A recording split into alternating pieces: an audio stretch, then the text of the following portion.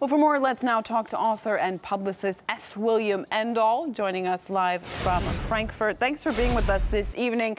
Now, at a time when France and the rest of the Eurozone are trying to weather the economic crisis, what's Paris seeking to gain by getting involved in another conflict overseas? Well, I think the intervention in Mali is a follow-up to the French role in other destabilizations that we've seen, especially in Libya last year with the toppling of the Gaddafi regime.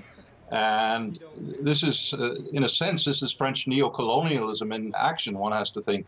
But interestingly enough, I think behind the French intervention is the very strong hand of the U.S. Pentagon, which has been preparing this whole partitioning of Mali, which it's now looming to be, between northern Mali, where the Al-Qaeda and other terrorists are supposedly the cause for the French military intervention, and southern Mali, which is a more agricultural region, because in northern Mali, recently there have been huge finds of oil discovered. So that leads one to think that maybe it's very convenient that these armed rebels spill over the border from Libya last year, and just at the same time, a U.S.-trained military captain, creates a coup d'etat in the southern capital of Mali and installs a dictatorial regime against one of Africa's few democratically elected presidents.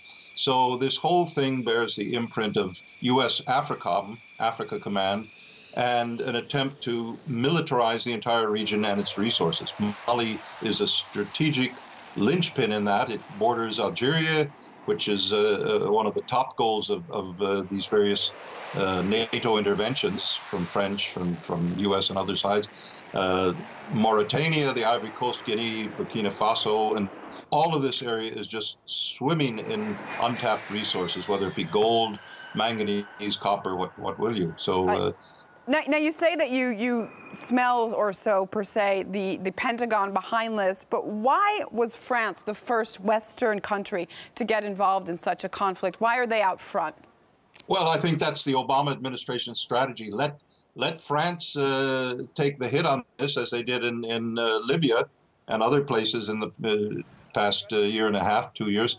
And the U.S. will try to play a more discreet role in the background, rather than being up front as they were in Iraq or Afghanistan, which cost the U.S. huge amounts of credibility around the world. So they're playing a little bit more sly game here, but the rush for the U.S. to announce its support of the French military intervention and the actions of AFRICOM over the past year and a half, 2 years in Mali make it clear that this is a U.S. operation with the French as a junior partner.